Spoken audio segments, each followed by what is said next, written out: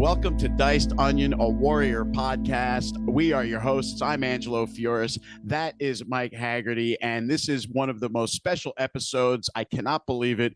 We have a special guest. He is not only an actor, he is not only a director, a writer, a musician, an activist. He's also Father Jun, Mr. Perry Young. Welcome to Diced Onion, sir. How are you?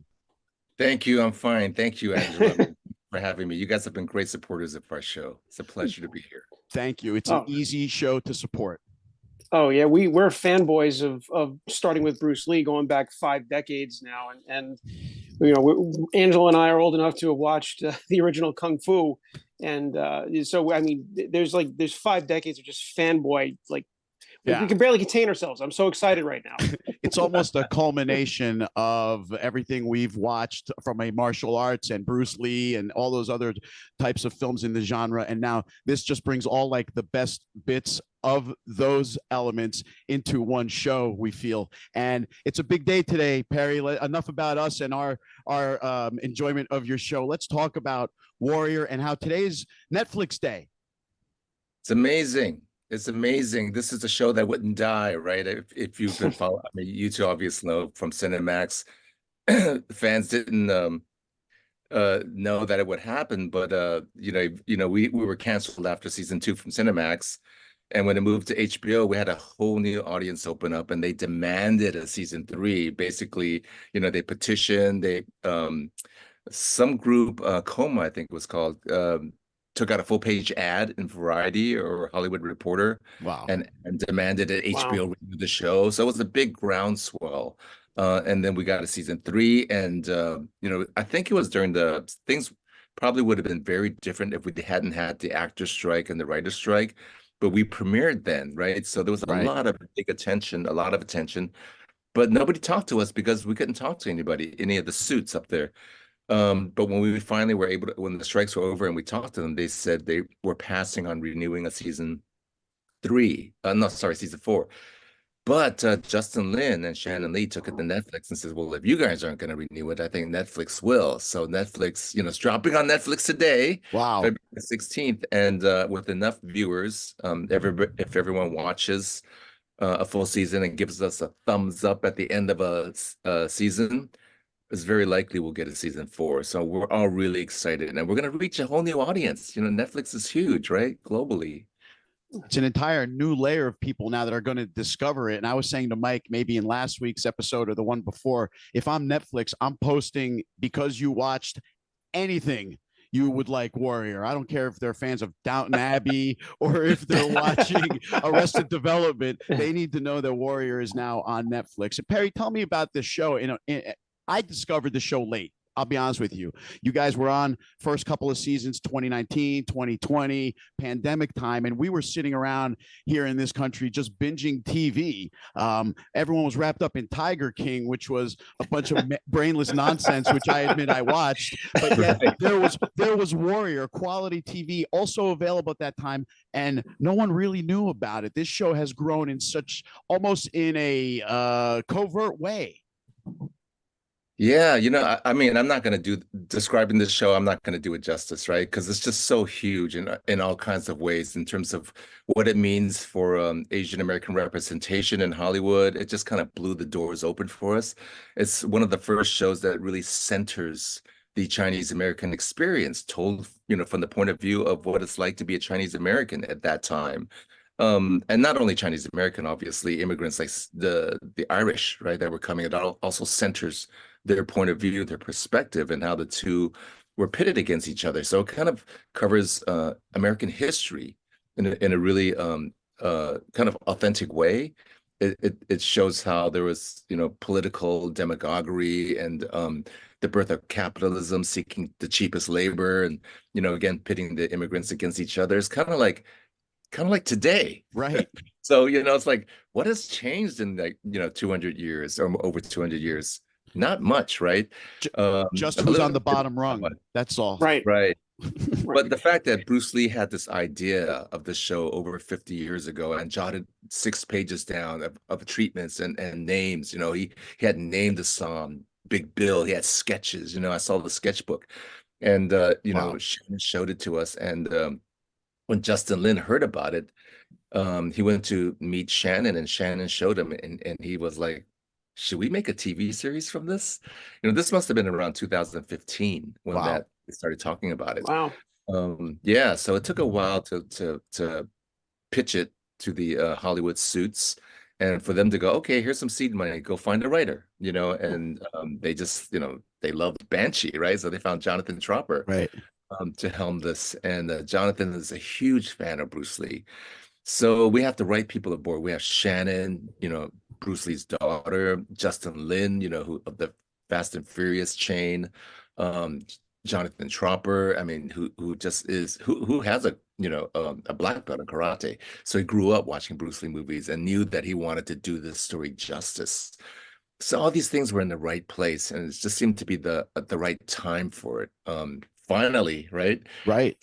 But the actors are wonderful, the story's wonderful. For someone like me, as a Chinese American actor growing up in America, I never thought I'd see this day. I never thought I'd see something great coming out of Hollywood from my hero. And then to be a part of it is like more than a dream come true.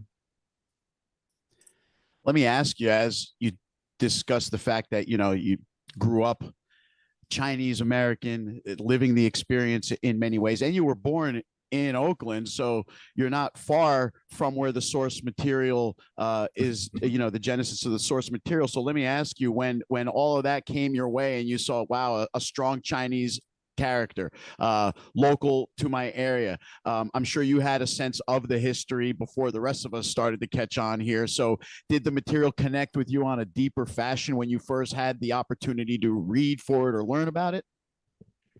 Right away, like a lot of Americans, we don't know the history of a lot of people of color in America because it's only told through, one lens really.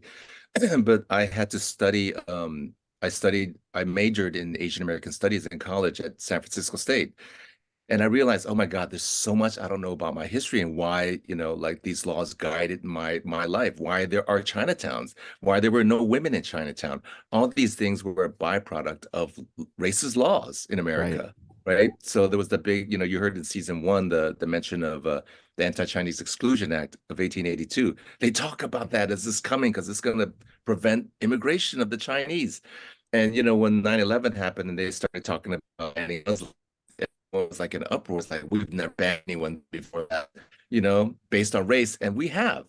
Chinese Americans were banned from 1882 until 1945.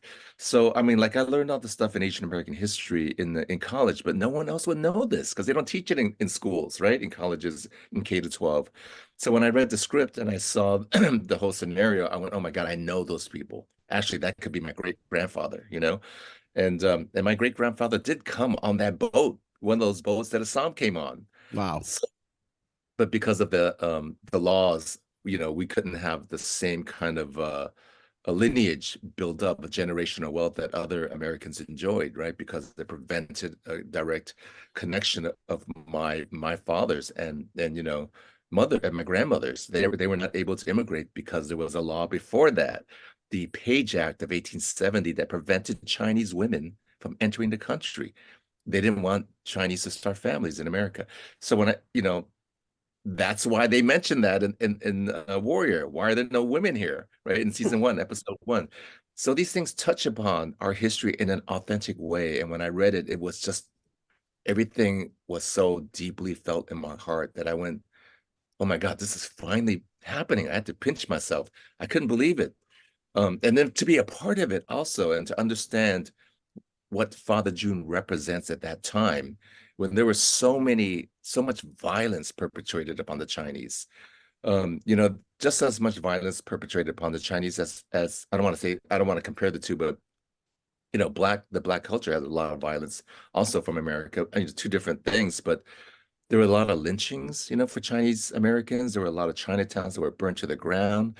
A lot of the gold mines were massacred. That the people came and took it from them, right? Right. So I saw all the violence. I learned about it in history, and I understood why Father June had to start the Hop Way, right? He has a line to prevent the violence of the ducks upon our people. And when I read that line, I was like, I know exactly where he's coming from. And it's not just, it's coming from love. He loves his people. He has to support his people. He has to build the strongest Tong in Chinatown to save his people. And that's how I approached the character. It was like it has to be through love of his people. But it's so huge. The story is so huge. Really is. Yeah, and Perry, speaking about the Chinese experience, and one of the things I love about the show is that it's even broader than that. You kind of touched on this because it's not just speaking to the Chinese experience, because it speaks to a broader context. And I'll cite you an example. One of my favorite scenes in the show, and I'm sure you remember this. It was in season 2. There's Assam and there's Leary, and they're kind of having it like an old West standoff in the middle of the street, but it's like kind of a verbal. And this is, again, I have to say, one of my favorite scenes in the show. And I'm going to paraphrase here, but Leary says to Assam, says, you're taking our jobs. And Assam says, well, why don't you ask the white people who aren't hiring you?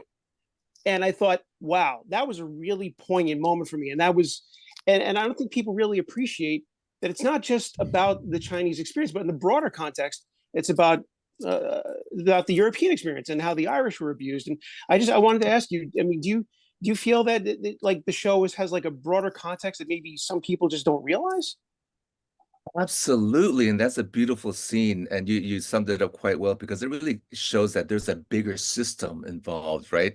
And we're just puppets. We're all puppets of the system, and so it addresses kind of capitalism and sourcing cheap labor, right, at the time, and who can we get the most labor out of, and it still happens. Right.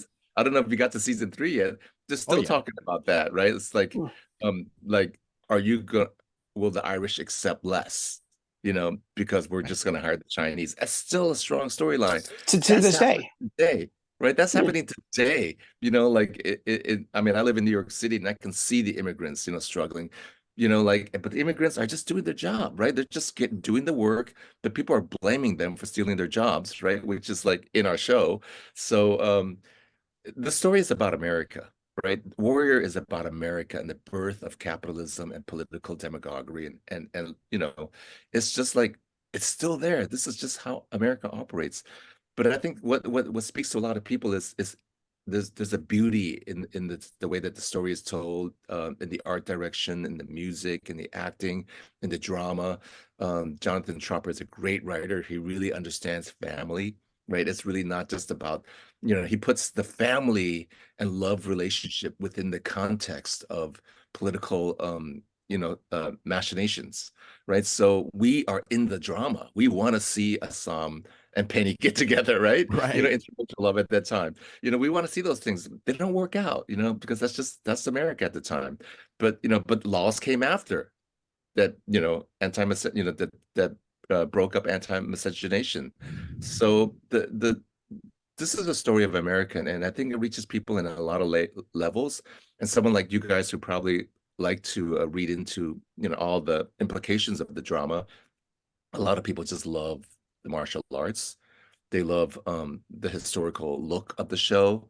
Some people told me that they go back and watch the show because it's just so beautiful, right? It's like a movie. Scenes are it's just like a movie. So yeah, people get the show on all levels, but if you really analyze it, like if you're an Asian American historian or just a historian in general, you probably see a lot of things that the writers are really smart about, just dropping a little seed and say, oh, who pick up on that? Right? Right. Who picked up on that line that you just mentioned, Mike? About, well, Right.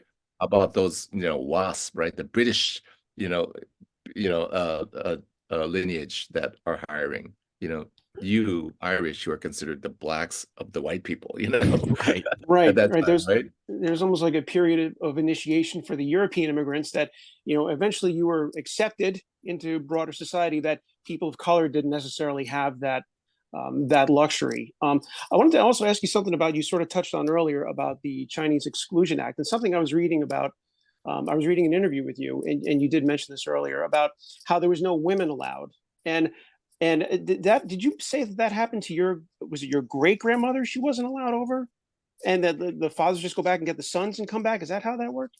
Absolutely. So if you studied Chinese American history, you would learn that because of those laws, we couldn't actually bring our family over, And so that's what prevented us from having the same kind of generational lineage and wealth that other Americans were able to build.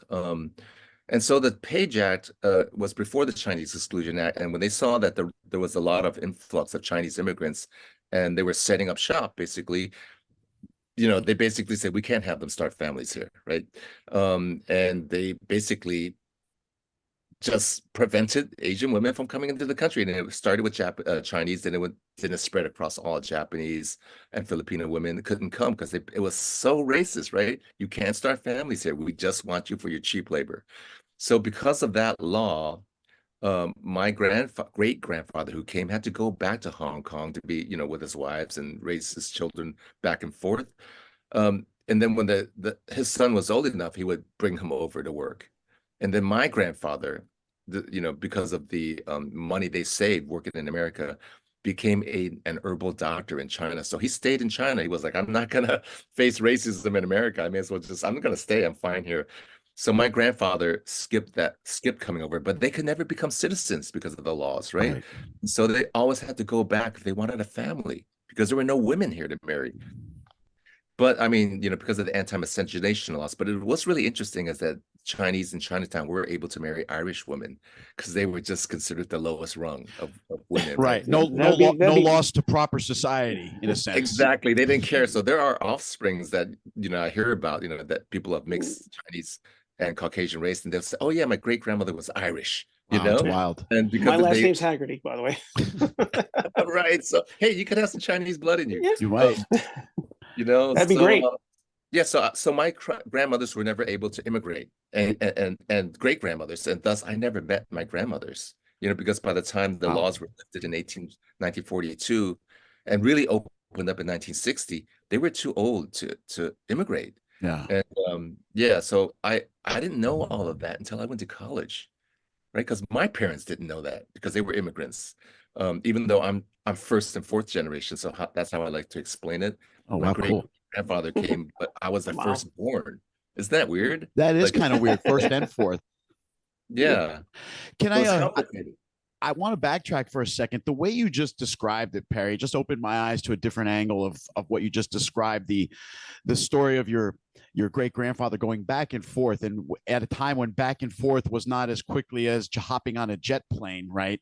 And not only that, but then bringing the sons when they're old enough, and then those men grow up and then go back and have sons that it almost, and with the exclusion of women and the lack of an ability to make a family, it's almost like the system was set up here to just create this constant churn of bodies to come in and work and spit them out when you're done and bring in the next one, which I think was kind of portrayed in that scene when Assam was working in that like slave labor situation where he was swapping beds with that guy at shift change. Absolutely. At the end, right? I forgot the timestamp, like 3 a.m. or 6 a.m. He would walk by to wake people up. Right. And change shifts, sleeping in their beds. I mean, believe it or not, that happens in New York City, Chinatown today. I'm aware of that, actually. Single bed occupancy. What do they call it? Yeah, single bed where you rent the bed only for like 12 hours. Wow. And so you would work your morning shift. Someone else would sleep in your bed, and you would that's crazy, right? That is crazy. That practice is alive and well in New York City today. And not only in Chinatown, all the other immigrants that are here now, right? They're sharing beds, So it's quite horrendous, right? The boat journey. So I'm a theater person, and I made a theater show where I talked about the boat journeys and kind of equated, with the slave ships that were coming because they were deadly. Sometimes you didn't survive the boat trip, right? And they were kind of stacked up in each other, and there were mutinies, and I mean it's really ugly, the slave trade, and and for the Chinese it was indentured servitude, which was one step above slavery, right? And it was just a heinous practice to go to other countries to enslave people, and for the Chinese, they basically tricked you because the Chinese that came were illiterate, so they couldn't read the contracts. They basically said, "Oh, here, sign this contract. We'll pay your fare to America. Just pick the gold off the ground, and you pay off your fare right away." But it would take 20 years, to pay off your fee, right? Because Chinese were getting paid 20 cents on the dollar of other people. So it was just a really black spot in our history, that the sort of boat trips things. It's horrible. And when people say get back on your boat and go back to where you came from, it's like, don't you know we all came on boats? Yeah, Very true. Yeah, I laugh about mean, that because my grandfather came over on a boat in the 30s, and my father came over on a boat in the 60s, and my grandfather did what your great grandfather did. He went back and forth, and then started bringing my uncles and my father over one at a time as they wow. became of age. So very similar experience in some way, just only But even maybe the about Mayflower, 70 years difference. Right? Exactly. yeah. I mean, the Exactly. Mayflower, people died on that trip. Right. The same thing. Yeah. I just want to say about the Mayflower. I always thought that was a weird flex when people say, "Oh, my family came from the Mayflower," when really they were castaways from Europe. They were kicked out of Europe. So I'm sorry. I just a little digression there. I always thought that was a No, little no, weird no, flex. absolutely. That's true, right? They were the weird ones. They were the weird Christians, right? That's they why were we're they were the America. outcasts. That's why America's so screwed up now, right? Because they were, Yeah. They don't know who they are. right. We Weird don't know who we flex. are. Weird flex. Hey Perry, let me ask you about your portrayal of Father Jun. Okay, he's a strong character. He's a strong Chinese character, as we discussed so far through our conversation today. But you are probably about 20 years younger than the Father Jun character, right? So walk us through how you approach playing someone older than you are, significantly older than you are, and still being strong at an age when someone's not maybe necessarily strong. Oh, that's a really great question. When I first saw the breakdown, the ad, not the article on Deadline. Deadline's our industry, rag that announces new shows. It was like maybe 2017 or 16 that I saw like Bruce Lee TV series produced by Justin Lin coming, Warrior. I was like, oh my God, I got to get into that show. No matter what it takes. I emailed my manager and said, when they start auditioning, I will audition for anything in that show. Just submit me for any role. And then 2017 comes along and my manager says, hey, they have an audition for you in Warriors. And I looked at the breakdown and said, Father Jun, 70s, shock of white hair and a milky eye. I went, oh, well, I'm not 70, Right. but I'm gonna audition my ass off for that role. And I saw the Father Jun's audition was 2 speeches. I don't Oftentimes auditions like you have a dialogue with another actor, right? And you see what the scene's about. And that's kind of easier than when you have to do a monologue, right? Because when you do a monologue, now it's a performance. Now I gotta perform. I don't just talk to someone. And but when I read the speeches, I went, I know who that guy is. He's that guy I read about in all my history books, and he's powerful for a reason. I knew it all. So I knew that the writers did the research. Jonathan Tropper and his researchers did the research, and then when they nailed that guy, so I just started memorizing the lines, and I went, okay. And in many ways, he's the archetype of a villain, right? And especially a Chinese villain, a Tong leader, ferocious, vicious Tong leader.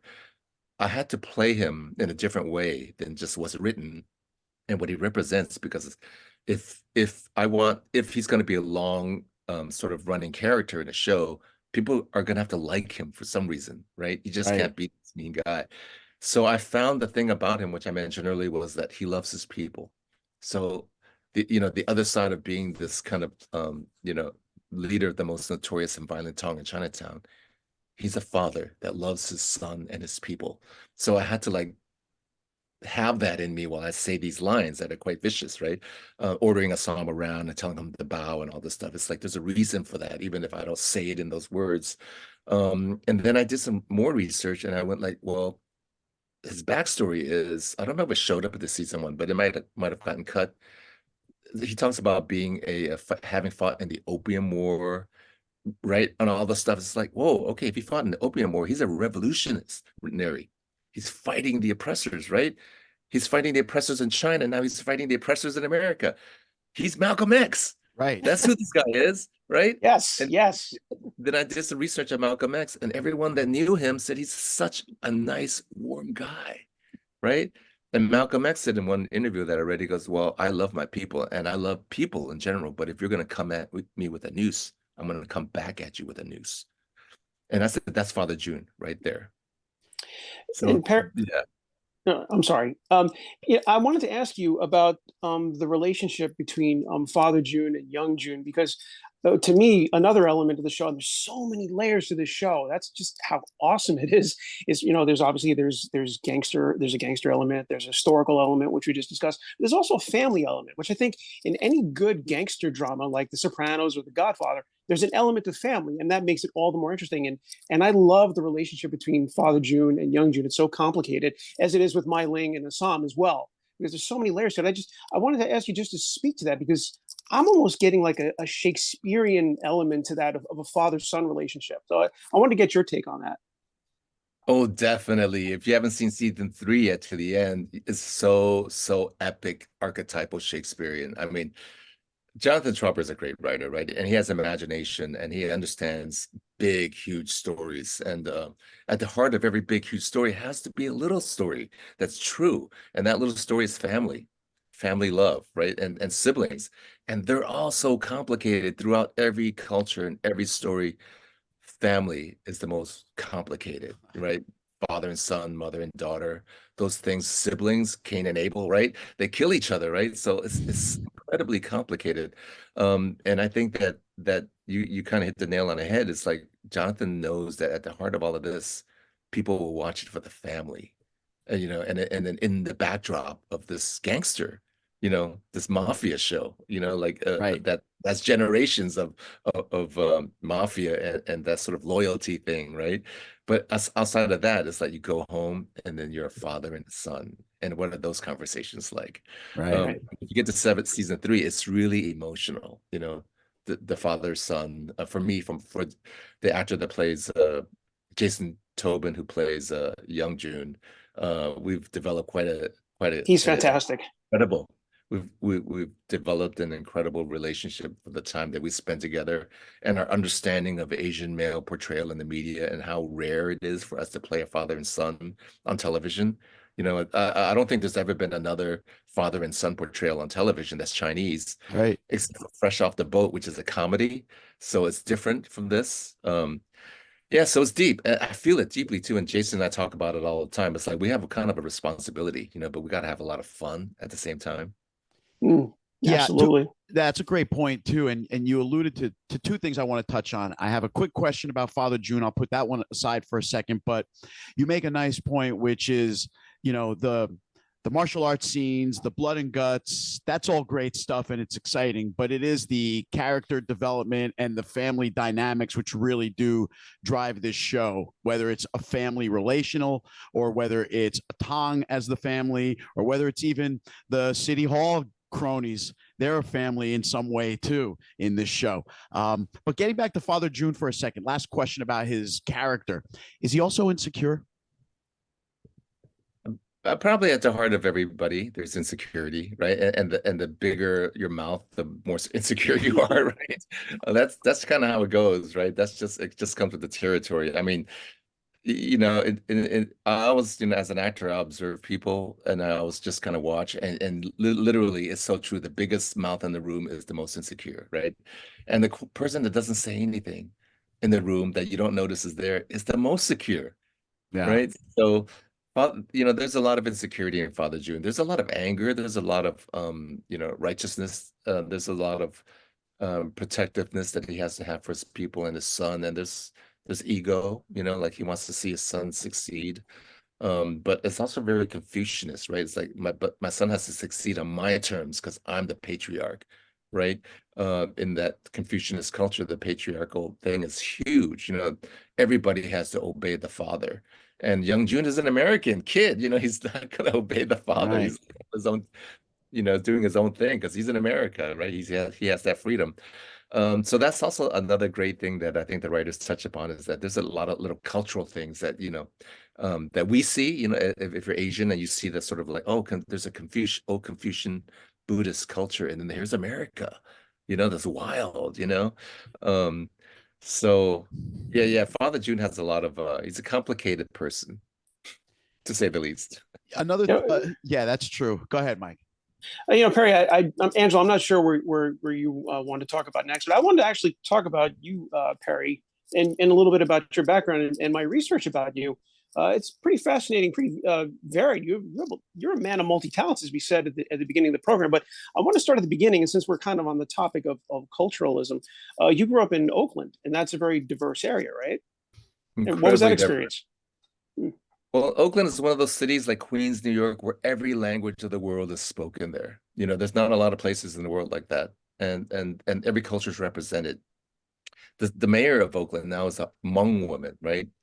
Which is so rare. You know, like the Hmong community in culture in Asian culture is quite a small community. And for her, and she was at one time a homeless person living in her car. But Wow. in Oakland, she could become the mayor, you know? I mean, like Oakland is an incredible city. It's rich, diverse, culturally rich. You know, it begat a lot of incredible blues music and rap, you know, Too Short, not in the Too short. MC Hammer, right? MC I mean, Hammer. uh, Black Panthers was born in Oakland, right? I mean, like, it's just so incredibly rich. It's also a volatile city, right? It just goes with the economy. You know, when it's doing well, Oakland's well. When it's not, it's really bad, right? So you hear a lot about crime, and part of that is, you know, like right-wing propaganda, you know, but there's a lot of love in Oakland too. I mean, I grew up in Oakland as right in Chinatown. I was born not far from Bruce Lee studio, you know, and not far from where Brandon Lee was born. And you know, Chinatown was on the border of West Oakland and with Broadway dividing us. These were two very impoverished neighborhoods. People don't usually think about Chinatown as being like a slum, but they were, right? And there was reason for that. But there's a lot of tension, right? But when Bruce Lee's movies came out, we all went to those theaters on Broadway, and it kind of changed our lives and changed the culture because Bruce Lee made it safe for all of us, you know? Suddenly there were black people wearing kung fu outfits, you know, hyping us little Chinese kids. That's true. I saw the culture change, right, in the 70s.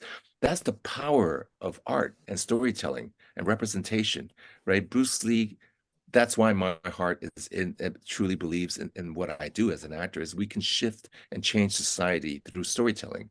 But Oakland, yeah, I love Oakland. It's incredibly you know, beautiful place, and it is also complicated. I also want to ask you because there's something else from your past, your childhood that I've been dying to ask you this whole time. I can't wait to ask you. But you mentioned Bruce Lee, and you have sort of a connection with him from your martial arts instructor, don't you? I do. So if, anyone who is a Bruce Lee fan would know the story of Jack Man Wong, or Wong Jack Man, as we say in Cantonese. He was the guy had that infamous mythical fight with Bruce Lee about, you know, teaching kung fu to the Gwailos, right? You shouldn't be sharing our secrets with foreigners, right? That was the argument. At least that's the story that we're told, and mythologized. Who knows what the real truth is? But Jack Man Wong was my teacher when I was a kid in the, learning kung fu as a Chinese kid in Chinatown was like sending your kid to baseball practice. You know what I mean? It was just like Right. something you did, and everybody else did it. And the Tong associations had all the kung fu weapons, and they taught kung fu there. You just did it, right? So it wasn't like a special thing. So Jack Man Wong was a tough teacher. I was too young to be his student. I just remember him yelling at me, saying, "You shouldn't be here. You know, you shouldn't be playing here. You're too young." I think he kicked me out of class a couple of times, because my older brothers were studying with him. So they were a little older and they were able to follow his instructions. I just wanted to play. But he was tough. He was tough. And it wasn't until years later that I realized, oh my God, that's the guy that Bruce Lee had a fight with, right? Jack Man Wong. I didn't realize, I was too young to make the connection at the time, and we didn't hear about it at the time, but not until after. So I really don't know what happened, when they say Bruce Lee lost or Jack Man Wong lost. I don't really know what happened. I think it's all just whoever wants to tell the story, it's their truth. Sometimes the legend is better than what might actually be the truth anyway. So I'm okay with that. Right. something else about you too that many people might not expect for Father June, but you were a punk rocker back in the day. Is that true? Yeah. I don't even know this one. Go ahead. I want to hear this one. Yeah, Father June's a Well, punk rock guy. I was music saved my life, right? I was an at-risk youth, again, my story is immigrant parents. My parents bought the quintessential Chinese restaurant in the middle of nowhere in Texarkana, Texas in the mid 70s, late 70s. And I just, I went from multicultural urban environment of Oakland to a black and white little town in Texas. And it was just incredibly shocking. And luckily, my brothers were like listening to music, and I just started to get into like at that time it was like the Ramones, Sex Pistols were coming in, and I was like, what is this? It sounds like so good in some weird way, right? It's not like music you hear on AM radio at the time. It was just something that had visceral quality to it. And then I realized, man, it's helping me cope, right? And so I went and bought a guitar, and like I just started learning some power chords, and I just like this vibration, the power of hitting this chord was really soothing and helpful for me at the time. And then by that time, I've been a year in Texas, and I met these kids in Texas High. It was kind of like, dazed and confused, right? They're either freaks or geeks. And I obviously hung out with the freaks. We started getting high, playing rock and roll, and they were like teaching me chords, and I was like, oh my God, music is the bridge, right, to friendship, you know? And so they were teaching me Leonard Skinner, songs, Sweet Home Cool. Alabama. I was just this 15-year-old Chinese kid, right, playing Leonard Skinner songs, cover songs with his band. Because they weren't into punk rock, they just played what they liked, and I learned from them. But then when we moved back to Oakland, this was then 80, and it was like the punk scene was really, burgeoning in San Francisco. It's really growing, and I fell in with a band, and we would hang out at the Fab Mab in San Francisco, which was this Mabuhay Gardens, which was an incubator for punk rock, right? It was a Filipino restaurant in the daytime, but at night I don't know. You could read up on the story that a lot of Chinese restaurants became incubators of punk rock because they would rent out their ballroom, their wedding rooms for punk rock bands. Wow. And so I played at a bunch of them, and it saved my life. Wow. Rock saved my life because you just thrash and you can sort of the ethos of punk rock is revolutionary, right? Being a revolutionary against the system, right? So that's where I learned about systems. It was like, oh my God, capitalism, consumerism, fitting in at that time in the 80s. It was a huge thing. So punk was just about not buying new clothes, vintage clothes, wear your ripped jeans, don't get a haircut. Don't worry about your hair. Exactly. Yeah, so those were my punk days. And I did that through college at SF State. I minored in art, so the punk also, I found a band called Fibrillator, and we became the top, like, our demo cassette became the top 10 cassette at the college radio at Oh, that's KUS. cool. Nice. Nice. It was amazing. It was like, all right, we got into the top 10 demo, take this, but Love by college that radio. time it shifted into a very artsy kind of punk, like Talking Heads and stuff like that, Nice. Yeah. And that's a great story. I had no idea that your roots are in the backbeat of the Ramones and thrash. That's excellent because I love that stuff as well. But now you're applying your musical skills in a different way now. Let's shift over to that, right? Young Flutes. You're a craftsman. Number one, you're like world renowned in the field. One of your pieces, at least one of your pieces, is in the Museum of Chinese Art in New York. Please expand on that because that's an amazing aspect of you. Wow, we're really digging in deep. I could talk forever Sure. about this stuff. I'm gonna like condense it as much as possible. Okay. So when I moved to New York City, I was struggling, right, to be an actor or a musician. I didn't know which way to go. I had just graduated from art school. I'm trying to be an artist, and I realized you can't do all that in New York. You just got to pay the rent, right? Everyone's just trying to pay the rent. So I thought, okay, so I can't do my band, I can't do art, but what I'm gonna do, I'm going to rehearse with people so that way I could do art outside of my little tiny room. I can go to other spaces. And I realized that I there was no really good theater for me at the time, right? In the 80s or 90, actually, 1990. So I started a theater group out of La Mama. I was, met Ellen Stewart of La Mama. She supported the theater company. And so it was at that time I wanted to tell stories about Asian Americans because I didn't see anything for us. So it was called Slant. And it was two other guys, and we all played music. And I said, the one thing I love about live performance is the energy of music. Like sometimes I love theater, but sometimes theater could be really boring. So let's be a band that does theater, So Slant was a band. We played punk rock. Our first song was "We're Not the Model Minority," and it was a grunge song. It was a grunge rock song. And in that band, we started addressing our identity as like Asian Americans. And I went, okay, all the instruments we're playing is just like European instruments. I want to play a bamboo flute, right? That's very Asian, a bamboo flute. So I started researching bamboo flutes, and it came upon the shakuhachi because it was the most ethereal, the most mysterious, and the most evocative sound I heard from the bamboo flute. And turned out that it came from the Zen monks. It was just about meditation and the sound of the vibrations in the natural world, right? And it's all like not based on rhythm, not based to be music that you listen to, not concert music. It was just monks meditating. And they would have these pieces written called Wind, Waterfall, Stork. It was just about nature, and it was different every time you played it. It wasn't about a meter or a pitch or anything like that. It was just how it sounded with your breath that day. And so that meditative sort of philosophy, that world was sort of, I was just captured by it. I ended up going to Japan to study with a master, and that detracted my whole acting career, right? And I spent 10 years doing that, studying shakuhachi in Japan and back in America and developing my flute making crafts because you couldn't buy a shakuhachi. This was before the internet. So it's extremely hard to learn. I could say that before the internet, it was like things were difficult, Yeah.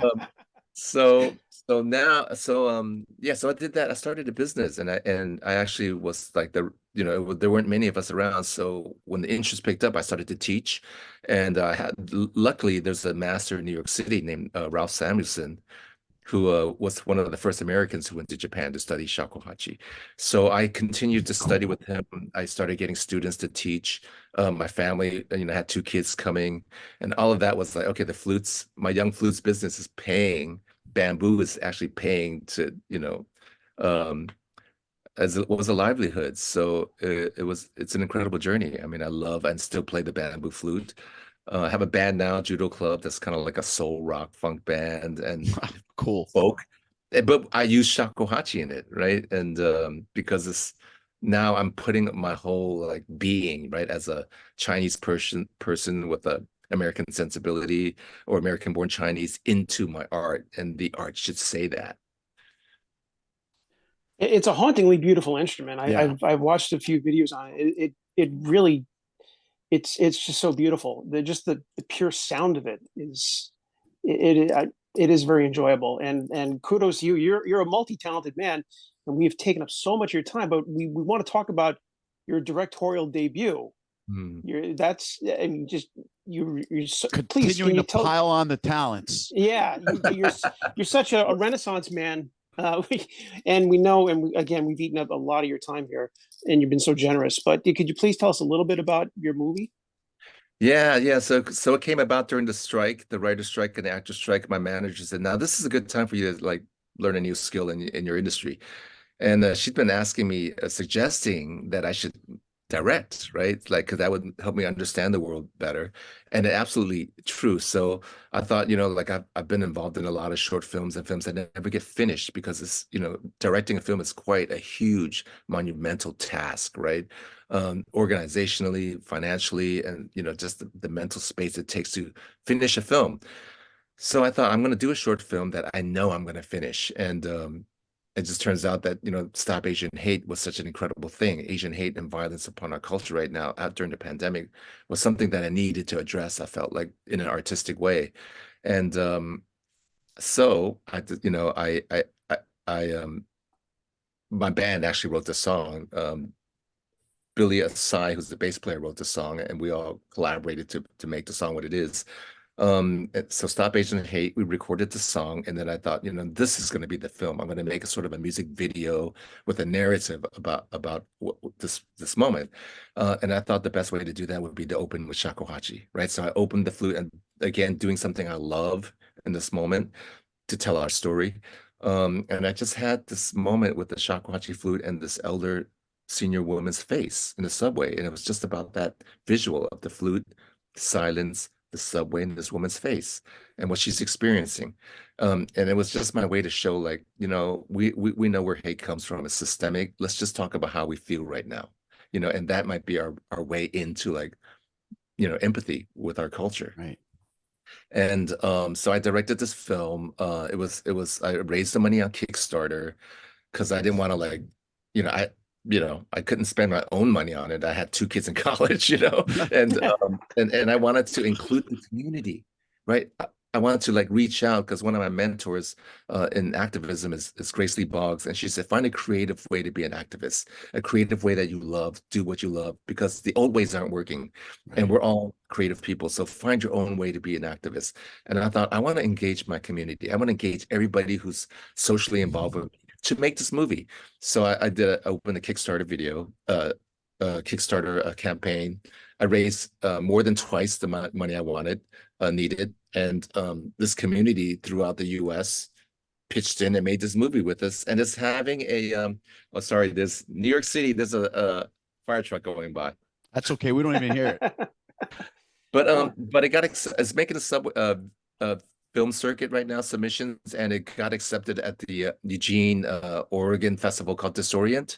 DICED Film Festival is premiering. My directorial debut is premiering March 10th in person. Then it'll be on the virtual program until March 17th. I'll be out in Eugene, Oregon, March 8th through 10th. So if anyone's near there in Eugene, come and say hello. Absolutely. Well, that is awesome. Truly a renaissance, man. Yeah, really. And it's a great way to wrap things up here. First of all, by thanking you for coming on and so candidly sharing your story. I feel like we could probably do this for another hour, but let's save it for the next time when season 4 debuts. How about that? Yes. Yes. In the meantime, everybody, please watch Netflix, because today is the day. Binge the hell out of Warrior, because the more we do that, the more the suits at Netflix are going to see the odometer click forward, and then they're going to order season 4. It's good. And tell a friend. And tell a friend. It's good for Perry. It's good for the cast. We didn't even get to talk about the cast dynamic, you guys. We'll do that again the next time too. But Perry, thank you very much. We wish you and everybody from Warrior well. Thank you so much. Thanks, Angelo and Mike. It was such a pleasure. You guys are great. Thank you so much. Perry Our pleasure. Young, Thank you. Father Jun, joining us on DICED. Thank you. Thank you. Perry Young, Mike, how about that? What a great first cast member to join us on the show. I am beyond pleased he was so awesome. He was so nice, so generous, so open. I loved it. He's great. Yeah, it was fantastic. And that is exactly what we're looking to bring to all of the viewers now as we head towards the back half of our review of the episodes of Warrior. And Perry Young's just the first one. We're going to go after all of them. I want to get, everyone, Andrew Koji. I want to get Joe Taslim. I want to get Olivia Chen. I want to get them all. And so that's what we're going to do for you. If you enjoyed this episode, share it. Tell everybody, tell everyone that you know to watch Warrior on Netflix, because today is Netflix Day. And also like and subscribe to our channel. We need to build up this audience, and you're the only ones that can help us do that. But that is it for this special edition of Diced Onion. Keep an eye out for our review of season 2, episode 8, which will be coming out in the next couple of days. But until then, we're out of here.